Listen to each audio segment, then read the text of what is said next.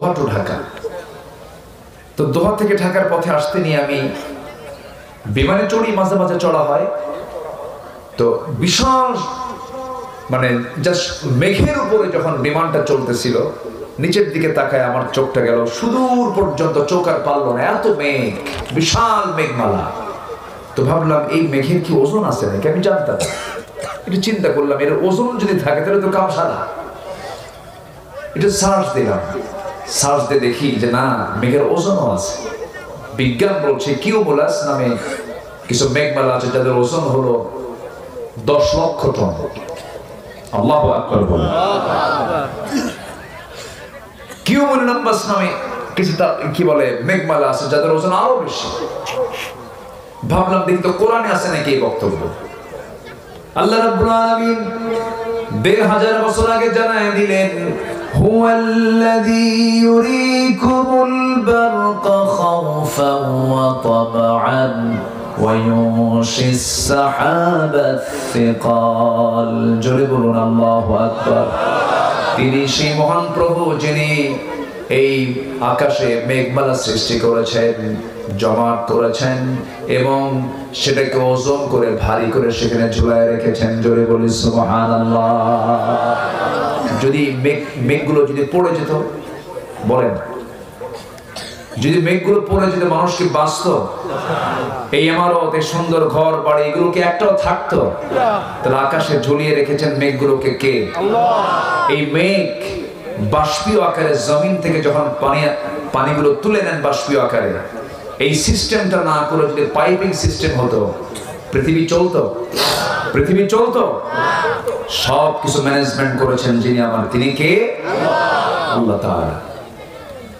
সম্মানিত ভাইরা, প্রথমেই বৃষ্টি নয়, প্রথমে বায়ুর প্রবাহ। কিসের প্রবাহ বলেন তো? বায়ুর প্রবাহ। এরপরে মেঘের স্তূপীকরণ, এরপর সেই ঘনীভূত সেই মেঘ থেকে আল্লাহ তাআলা এটাকে গলে গলে বৃষ্টি আকারে জমিনটাকে ধুলাই বলেন, জমিনটাকে সিক্ত করেন। তিনি কে? আল্লাহ তাআলা। এটা বিজ্ঞান হারে এসে প্রমাণ করছে যে প্রথমে বায়ুর প্রবাহ হয়, এরপরে বৃষ্টি নাজিল হয়। তাহলে এই তথ্যগুলো আজকে বিজ্ঞান 19-20 শতকের সময় এসে বলল, অথচ আল্লাহ রাব্বুল আলামিন এই কথাটা আজ থেকে আরো 1500 বছর আগে বলে দিয়েছে। জোরে বলে সুবহানাল্লাহ। তাহলে এখন বলুন তো, বিজ্ঞান প্রমাণ করলো না কোরআন থেকে ধার নিল? কোরআন থেকে ধার নিয়েছে। আল্লাহ রাব্বুল আলামিন বলেন, আল্লাহুল্লাযী ইউরসিলুর রিয়াহা ফাতুসিরু সাহাবান ফায়াবসুতুহু ফিস সামাই কাইফা ইয়াশা ওয়া ইয়াজআলুহু কিসাফান ফাতারাল ওয়াদাক ইয়াখরুজু মিন খিলালিহি فإذا أصاب به من يشاء من عباده إذا هم يستبشرون। জোরে বলুন আল্লাহু আকবার। তিনি সেই আল্লাহ যিনি আগে বায়ু প্রেরণ করেন, মেঘমালাকে সঞ্চারিত করে তা, এরপরে মেঘমালাকে যেভাবে ইচ্ছে সেইভাবে তিনি ছড়িয়ে দেন আকাশে, স্তরে স্তরে তা রাখেন। আমার বন্ধুগণ, তাহলে এই যে তথ্যগুলো 1500 বছর আগে পৃথিবীর কোন মানুষের পক্ষে দেওয়া কি সম্ভব নাকি? এই তথ্যগুলো দিয়েছেন তিনি আমার কে? তিনি আমার কে? আবার এই বৃষ্টি যে আকাশ থেকে পড়ে, পরিমিত পানি কিন্তু আল্লাহ পাক বৃষ্টি নাজিল করেন, ডিসপ্লানে নাজিল করেন না। যে পরিমাণ পানি বাষ্পীয় আকারে ওঠে সেই পরিমাণ পানি আল্লাহ পাক নাজিল করেন। জোরে বলি সুবহানাল্লাহ।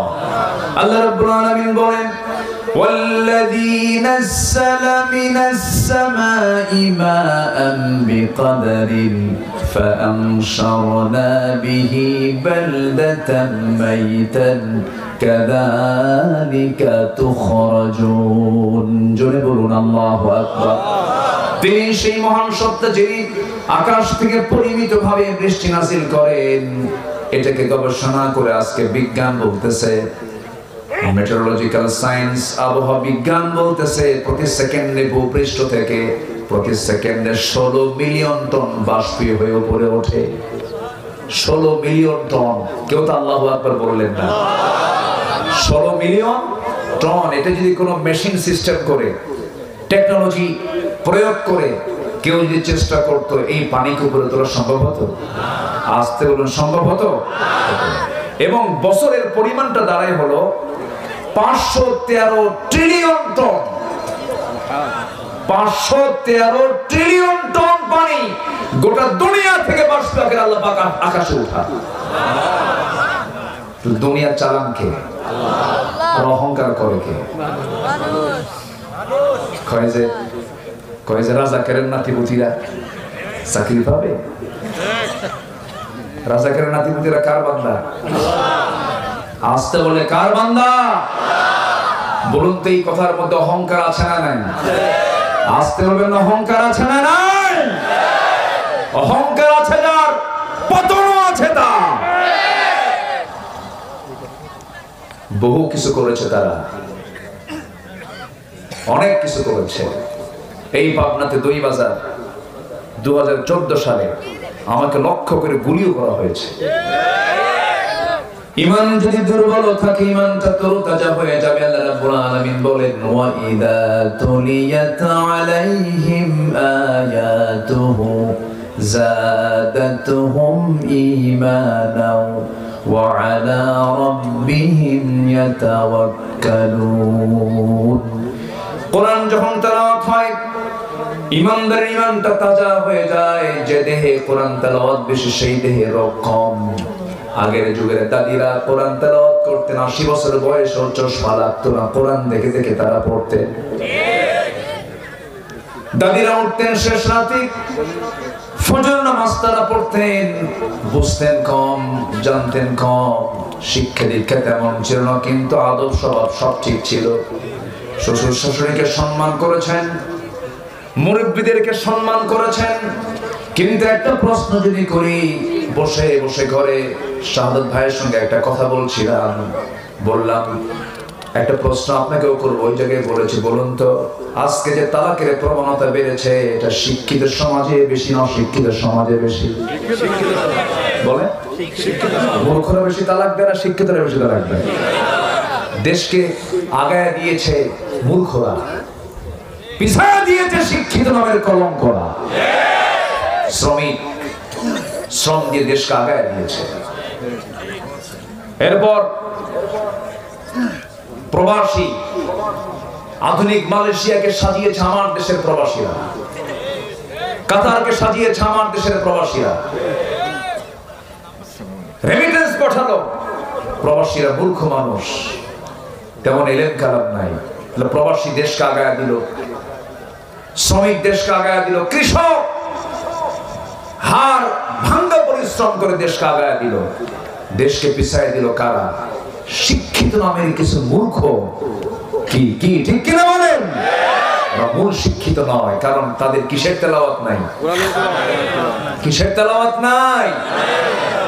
এখানে একটা ফুল বাগান সাজানো হয়েছে, একটা মাদ্রাসা বানানো হয়েছে। আমি জানেন ঢুকি আমি খুবই আনন্দিত। আল্লাহ তুমি এই মাদ্রাসাকে কিয়ামত পর্যন্ত কবুল করে নাও। কেউ তো থাকবো না আমরা, কেউ থাকবো? সত্য কয়েকদিন পর আপনার ছেলে মেয়ে সব দখল করে ফেলবে, বলবে যা কবরে যা। কই যা? যা কবরে। 24 ঘন্টাও দেরি করবে না। পৃথিবীতে আপন বলতে আমার কেউ নাই, কেউ আমার আপন না। কে বলেছে আমার বউ আপন? কে বলেছে আমার সন্তান আপন? কে বলেছে আমার বাপ আপন, মা আপন? কেউ আপন না। শুধু চোখ বন্ধ করে একটু ভাববেন, পৃথিবীতে আমার আপন জন বলতে কেউ নাই। আমার আপন তিনি কে? আল্লাহ। আমার আপন কে? আল্লাহ। এক্ষুনি আপনি মরে যান, সুন্দরী স্ত্রী আপনার, ছোট্ট বাচ্চা আপনার কোলে আছে, এক্ষুনি দুনিয়া থেকে বিদায় নিয়ে নেন। সংবাদ যাবে আপনার স্ত্রী কানে, হাওয়া করে কাঁদবে, সেন্সলেস হয়ে পড়বে। এরপরে হুঁশ থাকবে না, 3 দিন খাবে না, 6 দিন গলা ভেঙে বসে থাকবে, পাগলের মতো ছোটাছুটি করবে। কিন্তু দেখা যাবে 2 সপ্তাহ পার হলে পরে খাওয়া স্বাভাবিক হয়ে যাবে, 1 মাস হয়ে যাবে হাসি মুখে ফুটবে, 2 মাস 3 মাস 4 মাস হয়ে যাবে শ্বশুর বাড়ির লোকজন তোমার সুন্দরী কম বয়সী বউটাকে নিয়ে চলে যাবে। 6 মাস 7 মাস হয়ে গেলে পরে মুরব্বিরা আনাগোনা করবি, কানাকানি করবে, এমন একটা মেয়েকে এই জায়গায় কেমন করে রাখবো, বিয়ের শাদী দেওয়া দরকার, জোর করে হয়তো বা বিয়ের শাদী দিয়ে দেবে। নতুন স্বামী যখন পেয়ে যাবে, নতুন স্বামীর ঘর পর পর ওই মেয়েটাই ওই বউটাই তোমার বলবে তার আব্বা আম্মাকে, আব্বা আম্মা তোমরা যে আমাকে বিয়ের ব্যাপারে সিদ্ধান্ত নিয়েছো এটাই ভালো, কারণ আগের স্বামীর চাইতে স্বামী আমার আরো ভালো। এটাই দুনিয়ার নিয়ম। কেউ আমাকে মনে করবে না, আমাকে সব ভুলে যাবে। যিনি আমাকে কখনো ভুলবেন না, যিনি আমাকে কখনো ছাড়বেন না, তিনি আমার একমাত্র কে। আল্লাহ বলছেন বান্দারে তুই আমাকে ভুলে থাকিস কেমনে? তুই কি জানিস তুই আমার দিকে 1 হাত আগালে আমি তোর দিকে 10 হাত আগাই। তুই আমার দিকে হেঁটে হেঁটে আসবি, আমি তোর দিকে দৌড়ায় দৌড়ায় যাব। তুই আমার কালামের তেলাওয়াত কর, এর সঙ্গে সম্পর্ক রাখ। এটা এমন একটা কিতাব, সায়েন্টিস্ট সায়েন্স নেবে পাবে, বিজ্ঞানী বিজ্ঞান নেবে পাবে, সাহিত্যিক সাহিত্য নেবে পাবে, ব্যবসায়ী ব্যবসা নেবে পাবে, লেখক লেখা নেবে পাবে, চাকরিজীবী চাকরি পদ্ধতি নেবে পাবে, ব্যাংকার ব্যাংকের পদ্ধতি পাবে, আইনজীবী আইন পাবে, রাজনীতিবিদ রাজনীতি পাবে, রাষ্ট্রপতি রাষ্ট্রের পদ্ধতি পাবে, শাসক তার শাসন পদ্ধতি পেয়ে যাবে। কোন দিক থেকে আপনি চান, সকল কিছুর সমাধান এই কিতাবের মধ্যে আছে না নাই? আমার বন্ধুগণ, আল্লাহ তাআলা আমাকে মাফ করার জন্য কত স্থির তিনি অবস্থান করেন হলো আরশ আজিমে। কোথায় থাকেন তিনি? আরশ আজিম। আর রহমান আলাল আরশ ইস্তাওয়া। আল্লাহ পাক আরশ আজিমের সমাসীন থাকেন। সে আরশ আজিম থেকে প্রত্যেক রাত্রিতে ফিস সামাঈদ দুনিয়া, দুনিয়ার আকাশে এসে বলেন আলা মিন মুস্তারজিফিন ফা আলা মিন মুস্তাগফিরিন ফা আলা মিন মুস্তাগফিরিন ফাগফির আলা। কোন ক্ষমা প্রার্থী আছে আমি তাকে ক্ষমা করে দেব। প্রথম আকাশে আসেন। এই যে আকাশ আমরা দেখতে পেয়েছি হলো কয় নাম্বার আকাশ? 1 নাম্বার। বলেন কয় নাম্বার? এর উপর আরো কয়টা আছে? বলেন কয়টা আছে? আল্লাহ কি 1 আকাশের মালিক না 7 আকাশের মালিক? আর সেই 7 আকাশের মালিকের বান্দা আমি, ছোট্ট একটা মানুষ, 4-5 বার পায়খানা করলে হুঁশ থাকে না, সে আবার অহংকার দেখায়। কিছু চেহারা সুন্দর কিছু যুবক আছে, বিশাল বডি, একটু জিম টিম করে, বডি টডি ভালো, চেহারাটা একটু ভালো, রাস্তায় যখন হাঁটে বুঝায় আমি একখান মাল, তুমি কিচ্ছু না বাবা, কিচ্ছু না। মরে গেলে 3 দিনে চামড়া নাই, 7 দিনে নারী ভুঁড়ি নাই, এরপরে সিগাল ঢুকবে, সাপ ঢুকবে, বিচ্ছু ঢুকবে, 3 মাসে তোমার চামড়াও নাই, কিচ্ছু নাই, কয়েকটা হাড় ছাড়া। কিসের বড়াই করো তুমি? তোমার জন্ম 1 ফোঁটা পানি থেকে। অহংকার বান্দার জন্য নয়। চোখ বন্ধ করলে সব অহংকার চলে যাবে। অহংকার কার? আর সে আল্লাহ বলছেন কি জানেন? সে আল্লাহ বলতেছেন বান্দা আমি দুনিয়ার আকাশে চলে আসছি আমি তোমাকে মাফ করার জন্য। আকাশটা কত বড় দেখেন। আমরা যেখানে বসে আছি, আমার কথা কি মন খারাপ করছেন আপনারা? কথা বুঝতে পারছেন তো? আমরা যেখানে বসে আছি এখান থেকে আকাশটা কয় মাইল দূরে? 3 মাইল? কিছু কম, একটা পরিমাণ কম দেখি। 80 লক্ষ মাইল দূরে। কোথায়? কোথায় 9 কোটি 80 লক্ষ মাইল দূরে? আকাশ, আকাশ। সূর্য চন্দ্র একটা এস্টিমেট করা যায়। আকাশ কই? আকাশের কোনো কেউ তথ্য পাইছে খুঁজে? কিন্তু আকাশ দেখা যায় না? দেখা যায়। এই ছাদের মালিক কে? আল্লাহ। খুঁটি কয়টা? খুঁটি নাই। 4-5টা আছে মনে হয় নাকি? কোনো খুঁটি মুটি আছে? বলুন তো পৃথিবীর কোন ছাদকে সঙ্গে পারবে? কাতারে গিয়েছিলাম, কাতারে এক শপিং মার্কেটে ঢুকে দেখি আকাশ রাতের বেলা দিনের মতো। ওরা পুরো উপরটাকে পুরো চাঁদনি রাতের মতো সাজাইছে, দিনের মতো সাজাইছে। মানে আকাশের ডিজাইন তারা করেছে। আকাশে তার আকাশটা কত আধুনিক ডিজাইনের আকাশ, ছাদ। আল্লাহু আকবার। পৃথিবীর কোন বিল্ডিং কি খুঁটি ছাড়া হয়? আর আল্লাহ পাক একটা ছাদ বানায় রাখছেন, কোনো খুঁটি নাই। জোরে বলি সুবহানাল্লাহ। বিগাইরি আমাদিন তারাউনাহা। আমার ভাইয়েরা, এই আকাশটা কত দূরে, কান লাগাবেন, কানটা খরগোশের মতো খাড়া করবেন, মনোযোগ দিয়ে শুনুন। একটু ওই হাদিসের দিকে ব্যাখ্যা দিতে নিয়ে কথাটা বলতে আমি বাধ্য হচ্ছি, একটু বলা দরকার, একটু শোনেন। আমার আল্লাহ কত দূর থেকে আমাকে মাফ করার জন্য প্রথম আকাশে আসেন। আমরা যেখানে বসে আছি পাবনা জেলার সুজানগর উপজেলার উলাট গ্রামে আমরা বসে আছি। এই জায়গা থেকে আমরা যদি উপরের দিকে তাকাই একটা আকাশ দেখতে পাই, সূর্য দেখতে পাই, রাতের বেলা চাঁদ দেখতে পাই।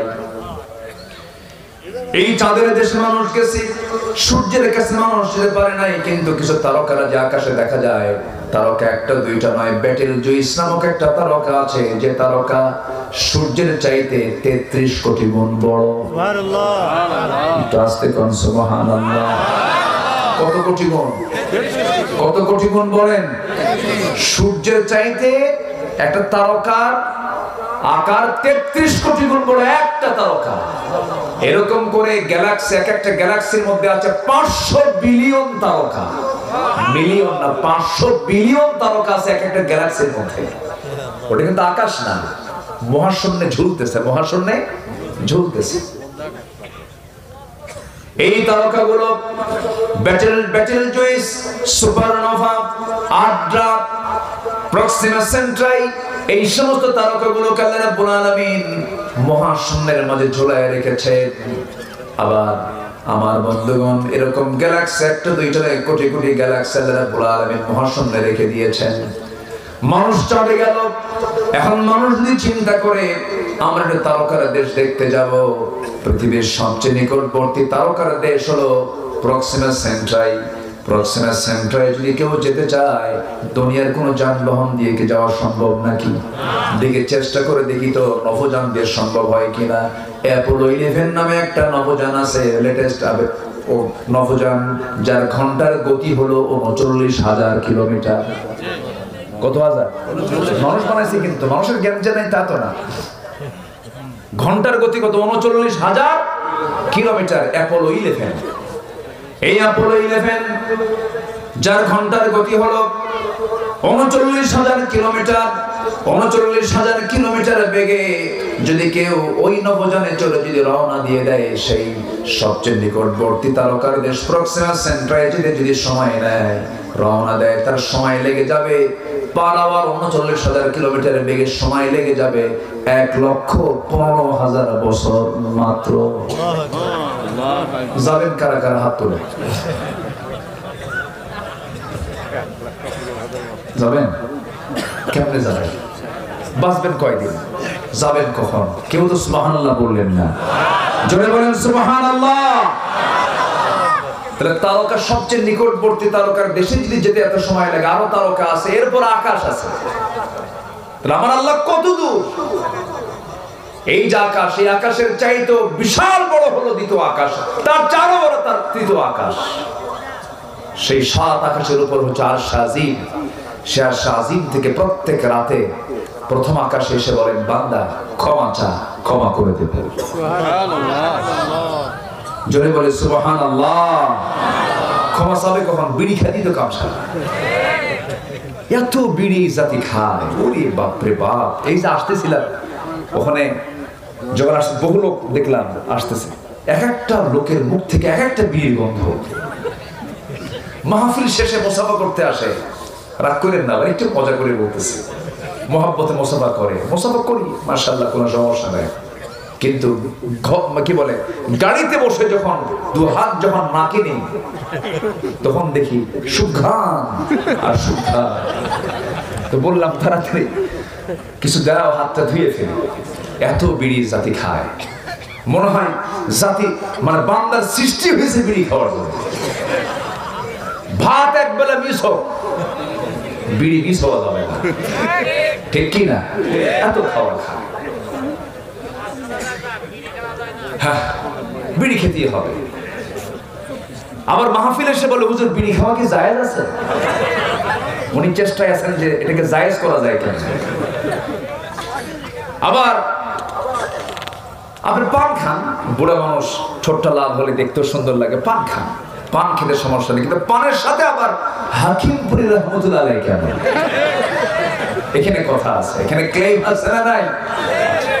খাওয়া যাবে কি? মাদক নিয়ে কি কিছু কথা বলার দরকার আছে?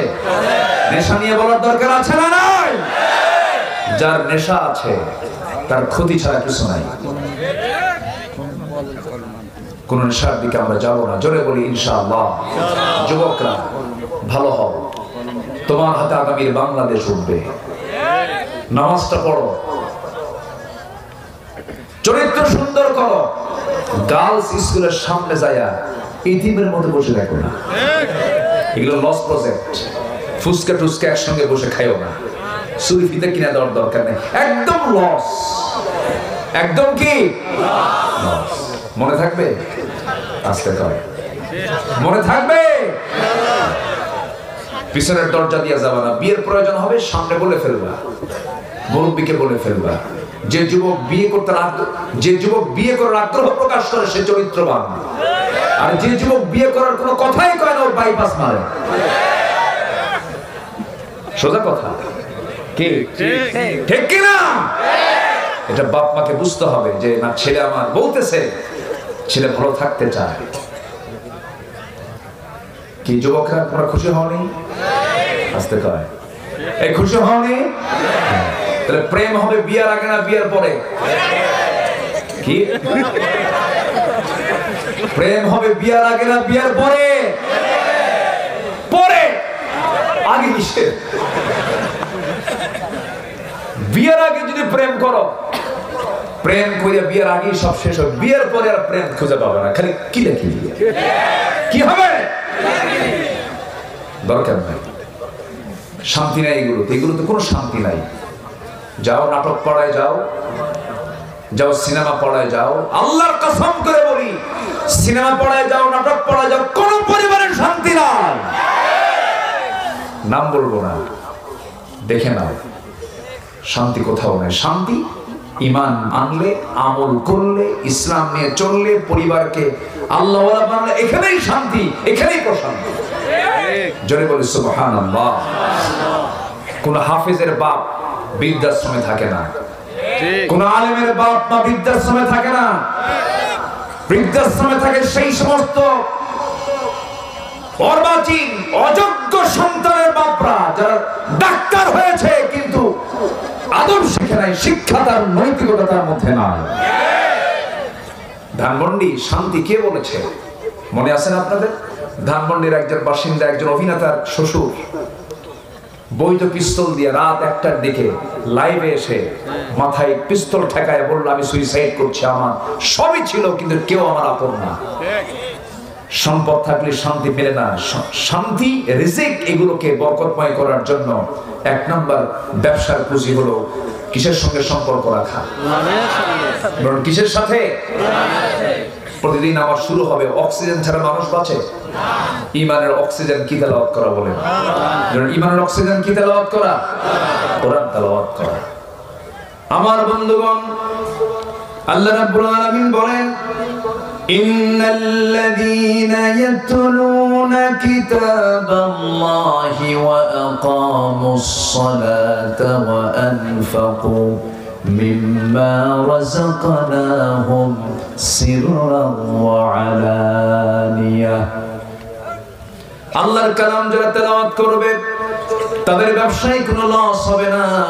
আমার বন্ধুগণ, আল্লাহ তাআলা এই কালামের মধ্যে যত দৃষ্টান্ত দিয়েছেন, কোন দৃষ্টান্তই কিন্তু অকাজের জন্য নয়। আল্লাহ পাক এই সূরার মধ্যে, এই কিতাবের মধ্যে একটা সূরার নামই দিয়েছেন মাকরসা। কি নাম দিয়েছেন? মাকরসা নামে একটা সূরা।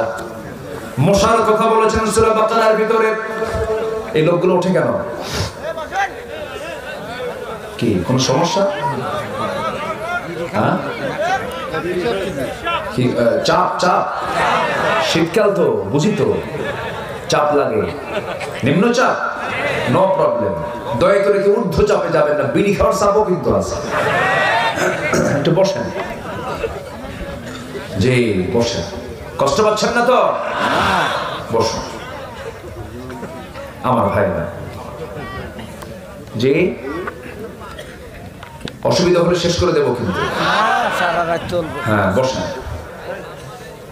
আল্লাহ পাক মশার কথা বলেছেন কোরআনে। কিসের কথা? কাফেররা কয় মাযা রাদাল্লাহু বিহাদা মাসালা, কি দরকার ছিল আল্লাহর কাছে মশার উদাহরণ দেওয়া কোরআনের মধ্যে? কি দরকার?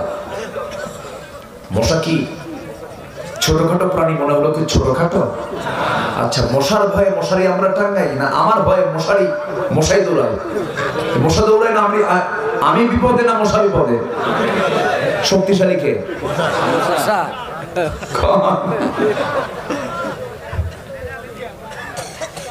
মশারি টাঙ্গাতে হয়। শীতের রাতে ঘরের মধ্যে কোথাও মশা নাই, কোথাও মশা নাই, চোখে পড়ি না, লাইট বন্ধ, কানের কাছে এসে সারেগামা পাধানিসা শুরু হয়ে গেছে। কি ঠিক আছে না? আর ঘুম হয় না। কেমনে টের পেল?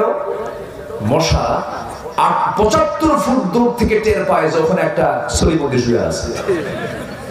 তাহলে আমার চাইতে ওর ঘ্রাণ শক্তি কম না বেশি? আমার চোখে ধরা পড়লো না, কিন্তু মশার চোখে আমি ধরা পড়ে গেছি। আমি মানে ওর রাডারে পড়ে গেছি। আচ্ছা, রোগীকে অজ্ঞান করার জন্য অপারেশনের সময় কি বলে? ওটাকে কি বলে? অ্যানেস্থেসিয়া করে। মশা কি করে জানেন? আপনার এখানে রক্ত খাওয়া এনেস্থেসিয়া